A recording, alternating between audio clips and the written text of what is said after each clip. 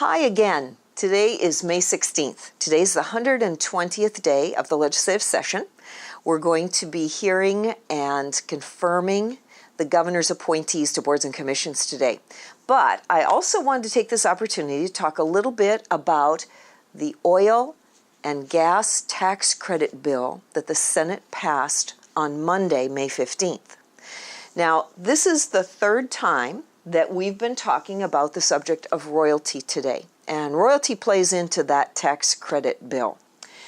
So we talked in the past about how the royalty goes to the resource owner. It's our share. It's our oil, right? So the royalty is 12.5 to 16.6% on the leases on the North Slope. So I also talked about in the last week's newsletter how much we get in royalty. So April of 2017, so that was just last month, the total amount of royalty value that came into the state of Alaska was $94.5 million in 1 month. So that went to the school trust fund, $490,000 in 1 month went to that. The general fund got $72.8 million in the month of April from just royalty, not production tax, just royalty. The permanent fund got $24.7 million in the month of April. Another interesting thing to know, and you'll hear folks sometimes get pretty upset telling you that, you know, we're not getting our fair share out of a barrel of oil, that the companies are making all these profits and the state of Alaska is being left behind. In fact, we're not being left behind. When a barrel of oil is valued at $50, the state is taking all the value of that barrel. So that means that after the company has paid for the oil rig, paid for the staff to work on that oil rig, paid for the transportation costs for that barrel of oil, that's all they get out of it, is what they spent. They are able to pay their expenses. But all the rest of the value at $50 a barrel or less goes to the state of Alaska.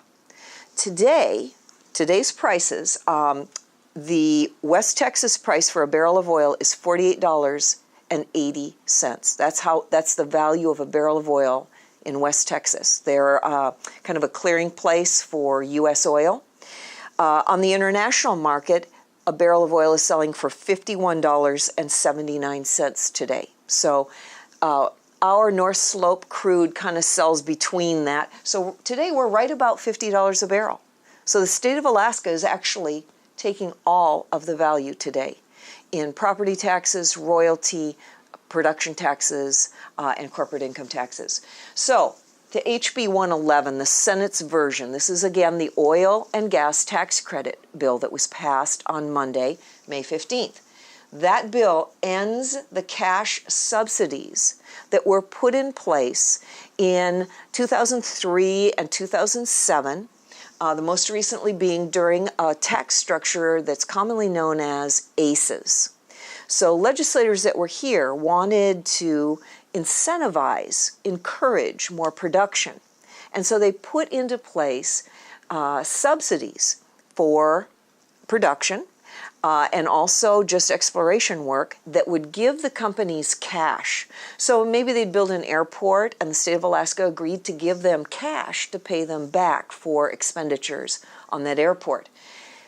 We realized several years ago when we were writing SB 21, that's the most recent tax policy that we have, passed that in 2013, and citizens affirmed it that year. It was on a ballot. We realized that we had to stop giving cash. So we started to get rid of those cash subsidies.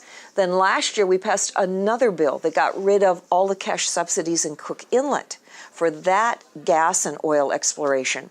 So yesterday, the Senate got rid of all the rest of the cash credits that had been put in place back in 2007.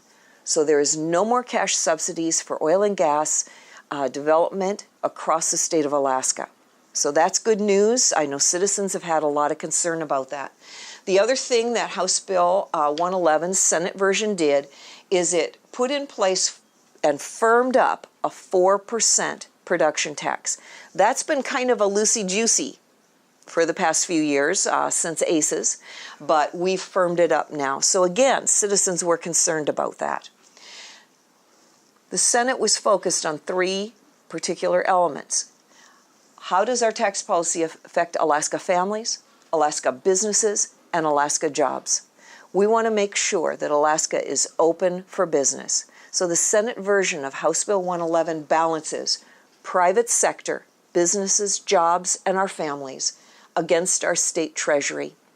We're no longer giving out cash subsidies to oil and gas. It was a draw on our treasury, which we simply can't afford anymore. So that was ended yesterday, and we firmed up the minimum tax for oil companies to pay on a barrel of oil. So that summarizes what we did yesterday. There's still stuff happening. We are still working on the operating budget and the capital budget. And as I said, today we'll be hearing some board and commission confirmations. Thanks so much for reading the newsletter again, and we'll keep you posted as things are happening here.